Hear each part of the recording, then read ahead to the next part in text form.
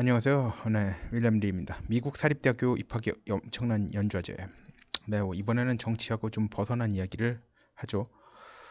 미국 대학교들의 엄청난 연좌제에 사실 뭐 이게 뭔지 들어보시면 알 텐데요. 이건 사실 입학 사정관들의 직무 평가와 관련되어서 이런 현상이 나타나는 겁니다. 입학 사정관 업무 평가 중 가장 중요한 척도 기준이 학업 중도 포기율이라고 합니다. 그 학생들의 학업 중도 포기율이죠. 그러니까 이 사람이 뽑은 사람 을 갖다 그 추적을 하는 거야. 이 사람이 선발한 학생들이 학업을 갖다 중도에 어느 정도 포기하느냐. 그러니까 학업 중도 포기율이 높을수록 입학 사정관의 직무 능력이 낮게 평가됩니다.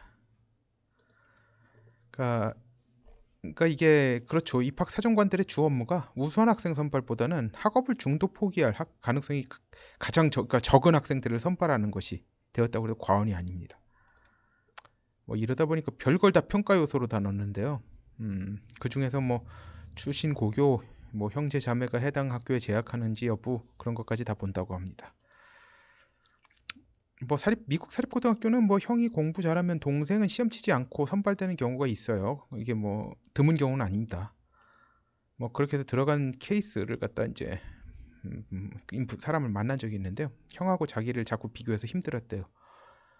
이 사람의 경우는 공부를 못하는 게 절대 아니었는데 형이 워낙 잘해서 뭐 내내 그런 형하고 비교받는 게 힘들었답니다. 뭔가 항상 네가 걔 동생이냐 항상 네가 걔 동생이냐 형은 졸업했는데 그 소리를 항상 듣고 살아야 되니까 그래도 뭐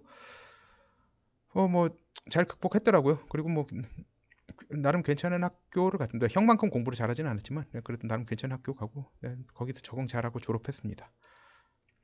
근데 뭐 사립 고등학교가 아니라 사립 대학교는 이런 식이 아니에요. SAT 즉 한국으로 치자면 수능 성적 입학 원서에 같이 제출해야 됩니다. 자, 이런 연좌제가 심해지다 보니까 극단적인 경우가 나와요. 어떤 경우냐면 어떤 고등학교에서 이제 최초로 모 아이비리그 대학교에 진학한 여학생이 있었어요.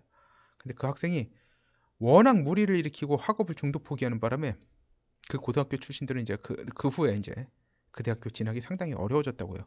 뭐 통계를 이런 식으로 내서 그래요.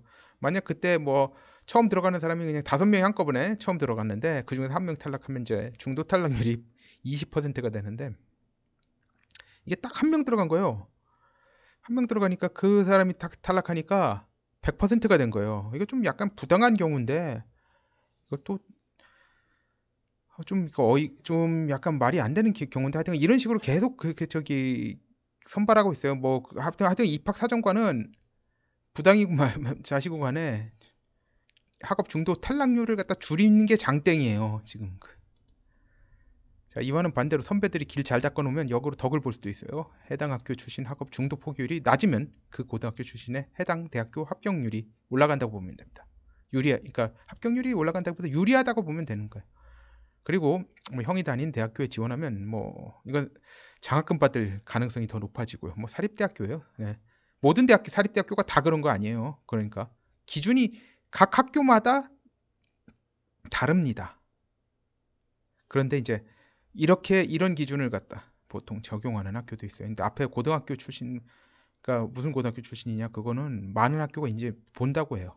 그러니까 특히 이제 동부에 있는 명문 대학교들, 그 중부나 이제 서부에서 우수하다고 SAT 성적 좋다고 하는 학생들을 갖다 그 입학을 시켰더니 적응을 잘 못하고 뭐 중도 포기하고 뭐 그런 경우가 있었죠. 뭐 예전에 미국 부통령 했던 딕 체니 같은 사람 예일 대학교 입학했는데 중간에 이제 학교를 그만뒀죠. 적응 못해서.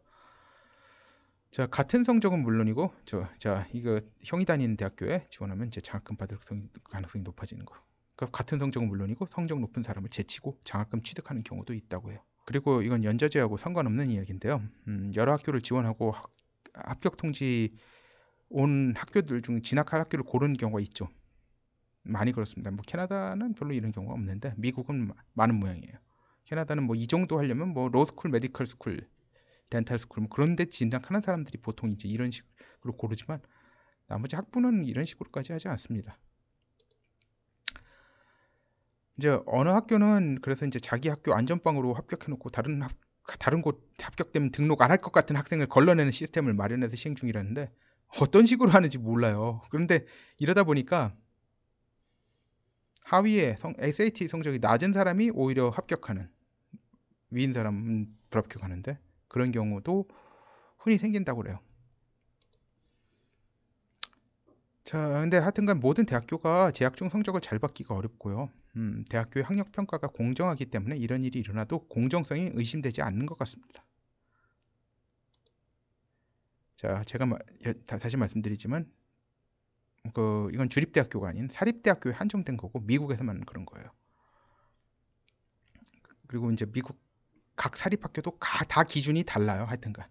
근데 요즘에는 이런 식으로 하여튼간 입학사정관 한 가지 공통점은 입학사정관들이 이게 가장 중요한 것은 학업 중도 탈락률, 중도 포기율을 갖다 최소화하는 것이라는 거예요. 그래서 그걸 갖다 위해서 머리를 갖다 짜내고 뭐 경험을 갖다 다 바탕으로 해가지고 있는 없는 수를 다 쓰다 보니까 이런 식으로 나오는 거예요. 되는 거예요. 뭐 캐나다는 사립대학교가 없는 건 아닙니다. 뭐 그런데 전체 대학생들 중 사립대학교 재학생 비율이 매우 낮아요. 그 학교들도 뭐 규모가 다들 작은 편이고요. 전국에 40학교가 안 돼요. 그래도 아무래도 학비의 반 이상을 주정부 혹은 시정부가 지원하는 교육기관이 아닌 다른 교육기관을 다닌다는 게 재정적으로 부담이 되는 점이 있는 것 같습니다. 보통 외국에 잘 알려진 캐나다 대학교들, 토론토 대학교, 맥길 대학교, 브리티시 콜롬비아 대학교, 퀸스 대학교 등이 있는데 다 주립 대학교들입니다. 뭐 미국같이 무슨 주립 대학교 뭐 그런지 않아요. 예, 그냥 이런 평범한 대학교들이 다 주립 대학교예요. 예, 시립 대학교도 있어요.